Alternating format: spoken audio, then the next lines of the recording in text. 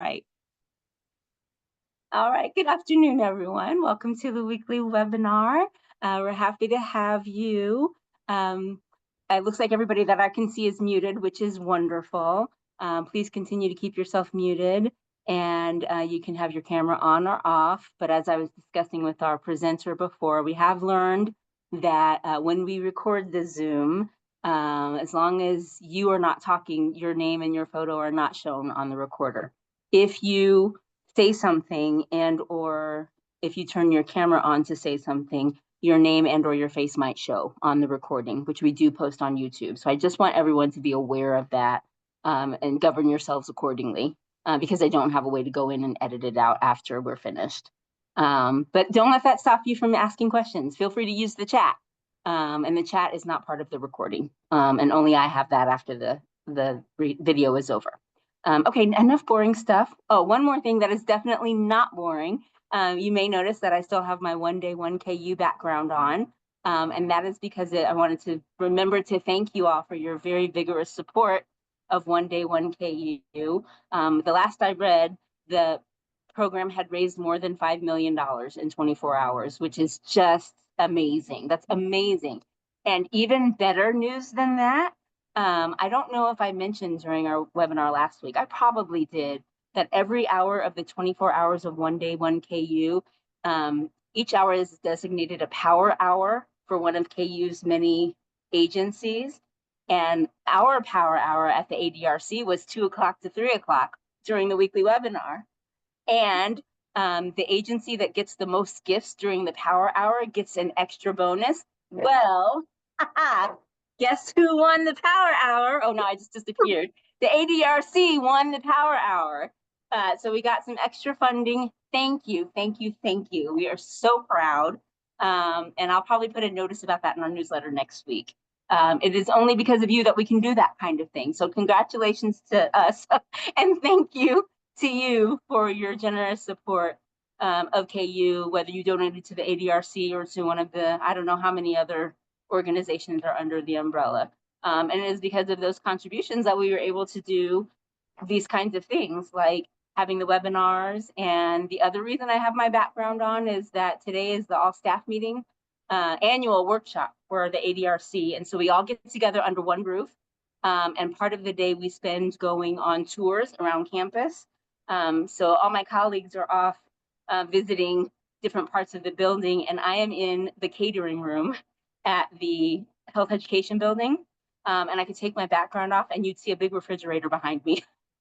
You'd see the very glamorous side of KU. But I put my One Day 1KU background up. If you hear some white noise, that's just a refrigerator running. And hopefully it's not too distracted, but I'm gonna shut up here in a moment and mute myself and turn it over to our speaker. Our speaker is Erin Aliwine, and she's going to visit with us today about the Missouri Caregiver Program. She's going to tell you more details about that, so I won't go too much into that. Some of you, at least one of you last week said, thank you. It's about time you paid attention to Missouri. So you're welcome, Missourians. So Erin's going to tell us about that program, and she's already let me know she's got resources for Kansas. And if you're from somewhere else and you want to know if we have something similar for you, put your state in the chat or send an email to myalliance@kumc.edu, and we will find out what's available for your state. Now, if you live around the world somewhere, we probably can still find something for you, so just let us know. All right, so that being said, Erin, welcome. Erin is a registered dietitian and has a Master of Public Health, and is going to tell us about the Missouri Caregiver Program. Thank you, Erin. Thanks, Kelly, for having me, and congratulations on the One Day 1KU. That's fabulous. I will go ahead and I'm going to share my screen and the presentation slides, and then I have a little anecdote to start. So bear with me while I do that really quickly. Let's see. This one. Clicking around when you have so many tabs open. Okay, let's get this in presenter mode. Okay, Kelly, are you able to see the screen okay? Is it showing the presentation? Perfect, thank you. Okay, wonderful. Okay, so In 2017, my grandmother, a brilliant woman and someone who was always in my corner and helped shape who I am today, was abruptly diagnosed with dementia. She declined pretty rapidly, and it took all the strength that my grandfather and my mom had to keep her alive. Um, to this day, my family is still on what I call the memory loss journey, and we work very diligently with the help of in-home support through respite care to keep her at home, aging in place. However, I do want to recognize that that is a privilege and can be very difficult on family units and can be very financially draining as well. So I feel very lucky that we do have some support. All of this to say that my name is Erin, and what I will be sharing with you is the Missouri Caregiver Program. The work that we do is very personal to me, and my grandmother and my grandfather are my why. Um, Before I begin, I want to take a moment to thank you for, as a caregiver, for showing up for your loved one every day. And it is my hope that by sharing this program and its likeness in Kansas, that I'm able to provide you with just a few pieces of information that may be able to help you along this journey. So thank you for having me, and I'm very excited to share the Missouri Caregiver Program with you. So the Missouri Caregiver Program is provided or is available through the Missouri Department of Health and Senior Services. That's where our funding does stream from. I do not work for them. I actually work for a company called Community Asset Builders. We facilitate this grant. Our partners are the Greater Missouri chapter of the Alzheimer's Association, as well as the Heart of Missouri chapter, and Memory Care Home Solutions in the St. Louis area. So our program mission is to help support you as caregivers, caring for your loved ones living with Alzheimer's or related dementia in the home setting. And we hope to do this through training and education, financial relief, assistive monitoring equipment, and we hope that these pieces can help delay the occurrence of having to institutionalize or send to long-term care. Our goals are always to help reduce stress and strain, help improve family communication, home safety, help provide a little bit of financial support, and then connect families with other resources and referrals, just like the ADRC. So eligibility requirements for the Missouri Caregiver Program, there's just three big ones. We do not require documentation of formal diagnosis. We do require that families live within the state of Missouri, that there is a full-time caregiver of someone living with memory loss, and that those two people live at home together. There's not a financial piece, and there's no insurance piece either. Those are just the three eligibility requirements. So our program does have three different pieces, which we will go into now. We call them tracks, like a running track, just to keep them straight. But the first one is training and education, very similar to what like a dementia navigation would be. So within this track, I always like to share with folks what this interaction between my staff and your family would look like. So these are the four main components of this visit, but the interaction would look something like this. A referral would come to us for your family, or you would reach out to us directly and ask for additional training and education. We would then hope to book a home visit with you. Before that happens, we talk about your main concerns. We do send out a pre-visit assessment, which kind of talks through what you feel your strengths are as a caregiver, some concerns you may be having, any concerns that you may have with your loved one living with memory loss, and kind of what your support system looks like. After we receive that back from you all, we come visit, we chat through any of those concerns, provide some materials, get you connected to not only our grants, but anything else that you may benefit from. And then we continue to follow up with your family as often as you would like to. We try to get in, a contact every 3 months. Typically, it looks more like every month, just so we're staying in touch and making sure we're following up as necessary. So that's track one of our program. We do call it training and education. Track two is our respite reimbursement grant. these are the main components. But again, an example interaction or kind of what this piece looks like is we do collect very basic demographic information. One being where you live, just so we can make sure that is that Missouri component. We share with you information on what is covered under this grant. So this year, currently, the grant is $850. It is an annual allotment, and you may enroll as many times as necessary. So we run along the state fiscal year, so June 1st to May 31st of the next year. And things that are covered under this mini grant provision are things listed here. So whether it's respite care, care and safety products, so those incontinence supplies, nutrition, reimbursement for memory loss medications, mobility aids. We can help cover elder law expenses, counseling, and then what we consider respite care is really anything that is formal or informal. So whether you are working with a care company already and have some invoices that on hand, or if you are hoping to get started and have someone that your family's comfortable with, whether it's a family member, friend, church member, that would like to come in and help you, we can also reimburse you for having them help. So it doesn't always have to be this formal situation. So that's track 2. It's an $850 grant that can go towards what you see fit. Track 3 of our program is what we consider assistive technology. And that's a big fancy word to say something to help you monitor your loved one if you can't always be in the same room. So on this track, a very similar interaction would look like we receive a referral, or you reach out.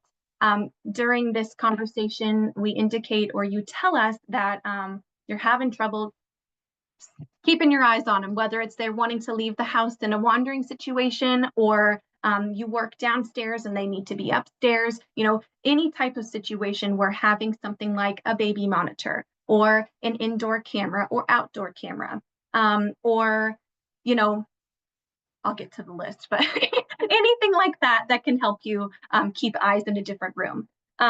So one of those situations comes up in conversation. We are able to procure those items for you or get those items for you with no out-of-pocket costs using one of our partners, which I'll go into. And then we can also help with installation of these items.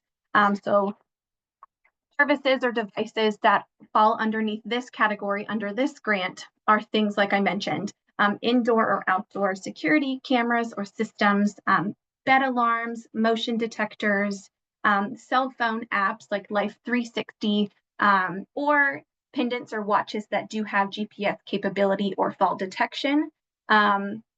Simplified remotes if your loved one likes to use the TV but gets kind of frazzled when trying to do so. Tablets, Apple Watches, and a really good benefit is that we are able to reimburse or provide an annual or monthly cost that goes associated with that. So let's say we were to get Ring cameras for your family. If you want to go ahead and keep that subscription open, we will help you with that cost. So little pieces of the information. That's a very, very, very quick overview, but I also want to leave time for questions. So we do allow for dual enrollment. And what that means is there's no tier step. We call them track 1, 2, and 3, but there's no tiered approach to this. So your family can be enrolled in all of the programs, one of the programs, or 2, just depends on where your need falls and what you would like to do. Traditionally, our program is reimbursement based, which means any of those items, whether it's cameras or respite care or incontinence supplies, traditionally we would have you save those receipts, fill out a reimbursement form, and then submit for final review and then we would get you the money on the back end. However, we were able to add a direct ordering component. So we work with a Missouri-based company called HDIS, who does our supply procurement. So whether it's incontinence supplies, nutritional drinks, safety supplies like grab bars, they can get those for your family, invoice me, and those supplies show up on your doorstep. So there doesn't have to be an out-of-pocket component. The same goes for some of those technology items. So if your family's interested in a floor pressure mat because your loved one's getting up out of bed at night. I work with a company called Missouri Assistive Technology. They can get those items for you, get them sent to you, and invoice me for them, again, with no out-of-pocket costs. So it kind of, we can help in two different ways. If you have ongoing expenses and you'd like to send in for reimbursement, you can do that way, or I can get you those items without having to come out of pocket. So how to enroll? You can always contact me. So whether that I am the program coordinator, so you can send me an email, give me a phone call, or we also have active enrollment through the Alzheimer's Association 24/7 helpline. So you can always reach out that way. I'm here to help always. That's me. That's what I do. That's how we can help, whether that's, participation in one of those tracks, all of those tracks, or just basic questions. That's what I'm here to do, and I love doing it. So if you have any questions, please raise your hand, unmute, or put them in the chat, and I'm happy to answer anything you have. And I'm sorry in advance because I do talk really fast. Perfect. Thank you, Erin. Yes. So before people start unmuting and raising their hands, I just want to Yes. repeat the reminder that we have learned that if you unmute yourself and your camera's off, your name will appear on the screen on the recording on YouTube. So be aware of that and or change your name if you don't want your real name displayed. If you unmute and start talking and your picture or your camera is on and whatever your camera sees, YouTube will see. So we just want to alert everybody to that in case you are looking for your big break to fame. This could be it. Or if you'd rather not have your name on your face on the recording, maybe just use the chat function. So I just wanted to warn everybody of that. Otherwise, we do our best to make sure not to disclose any personal information, of course, unless you want us to. That being said, Erin, someone asked out in the chat already about Kansas, so maybe we could go there next. Yep. And then if you want to know about a place that's not Missouri or Kansas, put it in the chat and we'll work on it, or send an email and I will put that in the chat. And then Erin, I think I saw someone asking about maybe you could put your slide back up about your contact information. Yes. And I'll also throw it in the chat as well. Perfect. That way Okay. you can have So it. that being said, Erin is going to tell us about Kansas, and then you all can let us know what other questions you might have. Yes. So Kansas does have a similar, not exact program for respite care for dementia and Alzheimer's. It's going by Respite for Alzheimer's and Dementia program right now. So eligibility for that program is a family member or informal caregiver of 18 years or older, providing care for an individual living with memory loss, Alzheimer's, or related dementia. The care recipient or the person living with memory loss must have a formal diagnosis of one of those, a dementia. And the caregiver must live in Kansas in the same home as the person living with memory loss. They did have a caveat that said that an exception may be requested through KDADS if the two are not living together.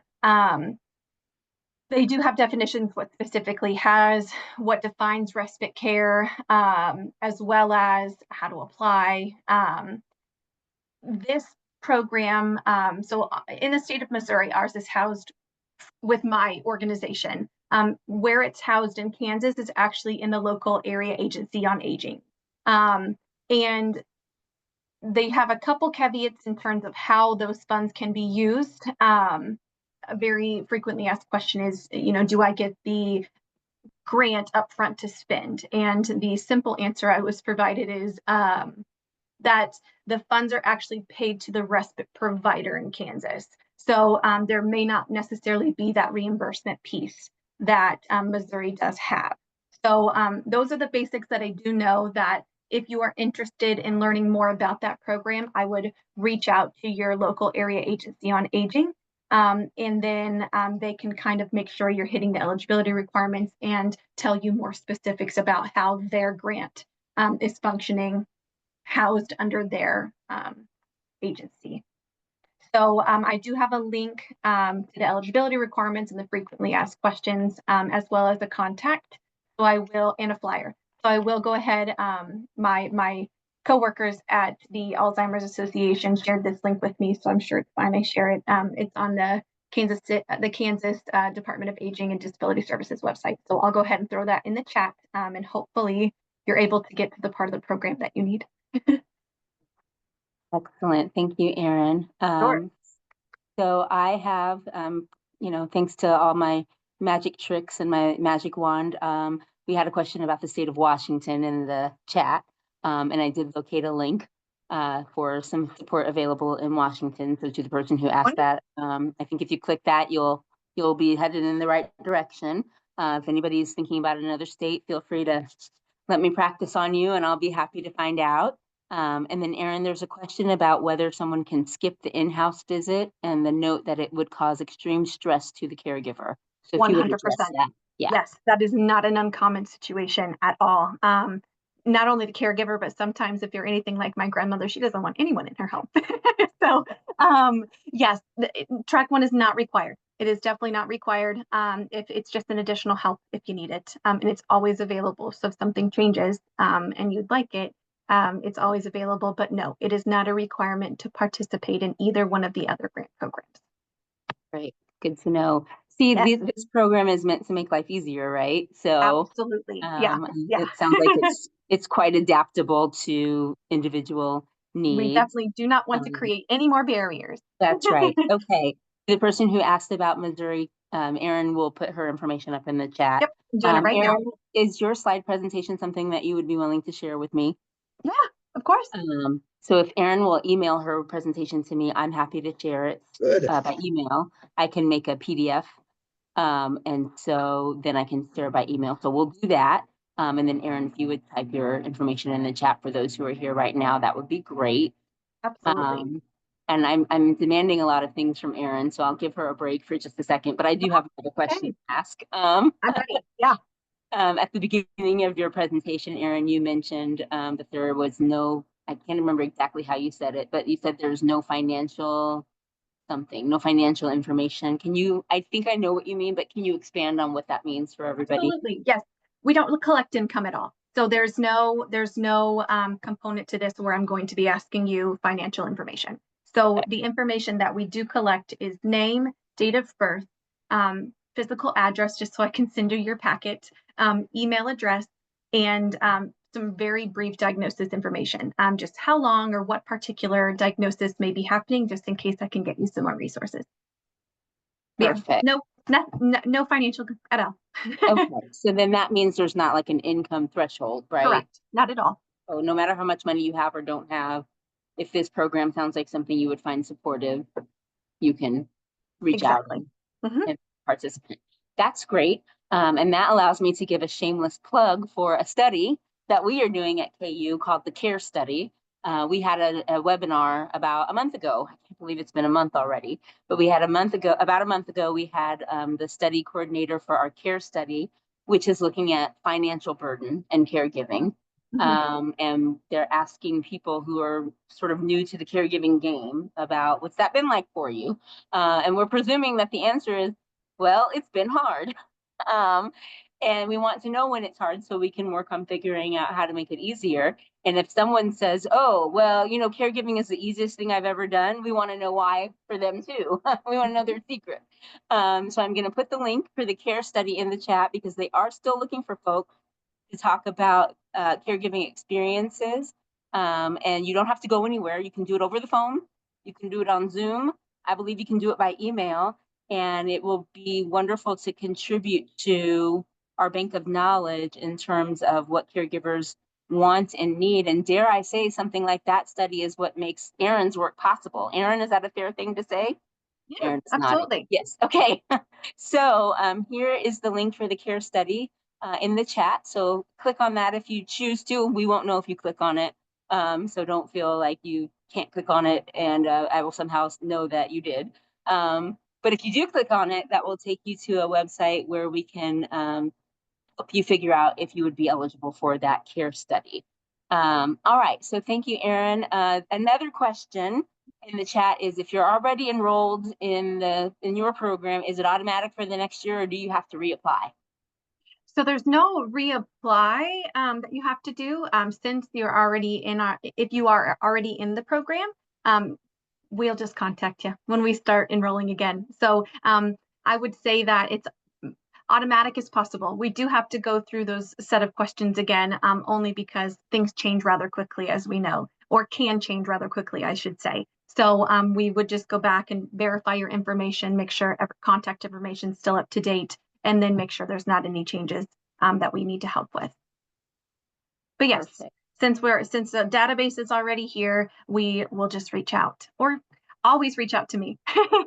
Perfect. And Erin, I just happened to have your email pulled up, so I hope you don't mind. I copied and pasted your contact information in the chat. Yep, I added it right above. Oh, So good. Did you? yep, Oh, okay. yep, that's okay, That's girl. okay. Someone might not have seen it before. Yep. So now you'll see it twice.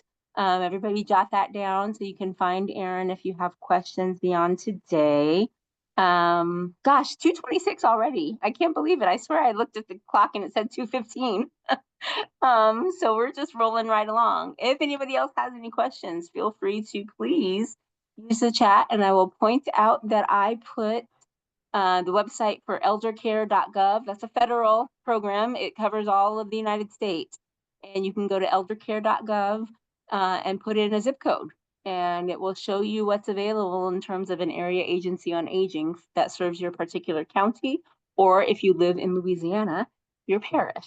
I just worked with a family pretty recently who's in Louisiana, and so I had to make sure I said parish instead of county for them. But it's really very useful. It has all kinds of resources. You can also call on the phone and or the website, so whatever's easiest for you. And Erin, there's another question in the chat about how folks, the best day and time for someone to holler at you. They didn't say holler, but I did.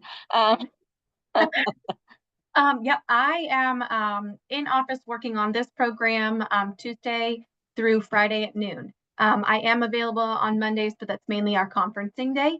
So it's more difficult to get a hold of me on Mondays. But yes, anytime in the middle of the week. And I'm pretty quick with email too. So if that's easier for you, but we always try to get back to folks within 2 business days. That's I always can our goal. Doesn't always happen, yes. but I can that's our confirm goal. that Erin is very responsive to emails and phone calls. So take advantage of her in a very appropriate way, please. Um, and I have another question, Erin. Can you Sure. say more about the people that go out? If someone is going to get like a home visit, for Mhm. example, who is it that's doing those home visits? I don't mean names necessarily, but That's okay. what kind of Yeah. people? You know what I mean? I do, yes. So I have two ladies on staff that do, they're certified dementia specialists, and they come out and do those visits. So they are part of the Missouri Caregiver staff.